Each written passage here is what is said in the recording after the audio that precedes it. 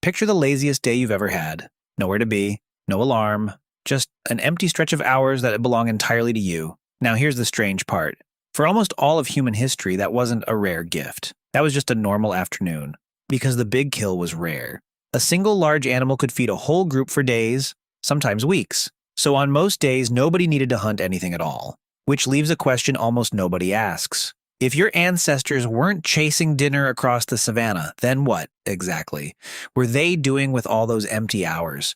The answer is stranger and far more detailed than you think. And the way we know it is even stranger, because these people left no diaries, no letters, nothing written down at all. And yet we can reconstruct their afternoons almost minute by minute, from the marks they left in stone, in bone, in ash, and in the dirt. Let's start with the moment the hunt actually paid off, because that tells you how the day really worked. A large animal is down. Now the real labor begins, and it is nothing like the movies. You do not just tear off a leg. A carcass has to be taken apart in a specific order, and your ancestors knew that order intimately. First, the skin. Someone kneels with a small, freshly struck stone flake no bigger than your thumb, and opens the hide along the belly with short, careful strokes. Then the joints. The limbs are worked loose at the shoulder and the hip, twisted and cut free where the bones meet. Only then does the meat come off the bone in long strips. And here is the beautiful part. We know they did it in exactly this sequence because the cut marks are still there. When archaeologists look at butchered bones under a microscope,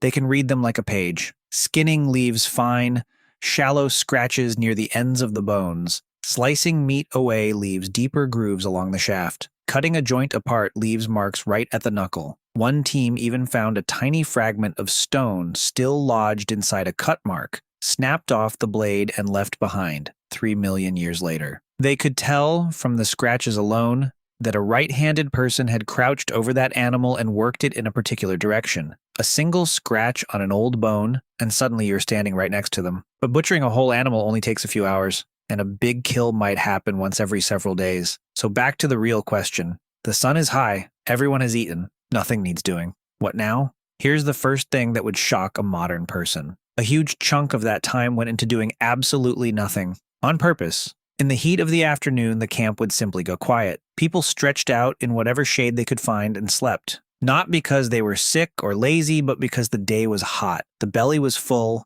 and there was no reason on earth to stay awake. We see the ghost of this everywhere hunter-gatherers still live today. When the sun is at its worst, the work stops, and everyone rests. When was the last time you took a nap in the middle of the day and didn't feel like a criminal? But they weren't only resting. A lot of those quiet hours went into each other. Sit and watch any group of our close primate cousins, and you'll see them do it for hours, picking through one another's fur, cleaning it, combing it with their fingers. It looks like simple hygiene. It isn't. It's how the whole group stays glued together. Every minute of it says, without a single word, I'm here. You matter. I'm not leaving. Your ancestors did exactly this. They sat close, leaned on each other, worked through each other's hair, and passed hour after unhurried hour in quiet physical contact. For a species with no phones and no small talk, touch was the conversation. And then, as the light started to fade, came the part of the day that may have built everything else, the fire. We can date this habit precisely because fire leaves evidence that lasts. Burnt bone, reddened, heat-cracked earth, layers of ash pressed into cave floors, and around those ancient hearths, something changed in the human day that nothing else could touch. During daylight, talk was practical. Who's going where the good plants are, small disputes, small plans, the dull machinery of staying alive. But at night, around the fire, the entire mood of the group transformed. The firelight did something strange to time. There was nothing to do, nowhere to go, and hours of darkness to fill. So they filled it with words, stories about people far away, the deeds of grandparents who were long dead, tales that tried to explain the stars, the animals, the reason the world was the way it was, and jokes, endless jokes, running around the circle until the whole camp was shaking with laughter. The daytime mind kept everyone fed. The nighttime mind, staring into the flames, invented something no animal had ever needed: imagination. Now you might be thinking, fine, they napped, they groomed, they told stories in the dark. Pleasant, sure, but it sounds like a whole lot of nothing. And this is exactly where everything flips. Here's the part I've been holding back. The reason those empty afternoons matter more than any hunt. Look at what that nothing actually was. It was time with no immediate survival pressure sitting on top of it. And that turns out to be the single rarest thing in all of nature. A lion is either hunting, eating, or lying flat recovering enough to hunt again. There is no gap. No spare afternoon to sit and wonder about anything at all. Humans pried that gap open. By getting so good at finding food that it only ate a couple of hours of the day, our ancestors accidentally created a resource no creature had ever possessed in bulk: empty time. Hours that survival did not claim. And into that emptiness, something extraordinary leaked. And once again, they left the proof in the dirt. In a cave in South Africa, in a layer of earth about 73,000 years old, someone picked up a piece of soft red stone, ground it to a point like a crayon, and carefully drew a pattern of crossing lines onto a smooth flake. 9 lines. A little hashtag.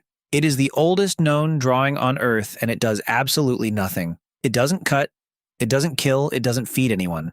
Someone made it because they had the time to and the desire to. In the same caves, we find lumps of that red pigment deliberately carved with careful geometric patterns, and shell beads pierced and worn as jewelry. None of it is useful. All of it takes hours. All of it was made by a person with an empty afternoon and a restless mind. That empty afternoon is where we come from. A child, bored in the dirt, scratches a shape with a stick, and art is born. A story told for the 10th time around. A fire slowly hardens into a myth, and that myth becomes the first religion, the first history, the first shared law. A person idly turning a stone over and over with nothing better to do notices a sharper way to break the edge, and tool-making lurches forward. Every song, every god, every carved bead, every story you have ever loved traces back to a moment when a human being had nothing urgent to do, and used that emptiness to think. Boredom was not the enemy of our species. Boredom was the cradle of it.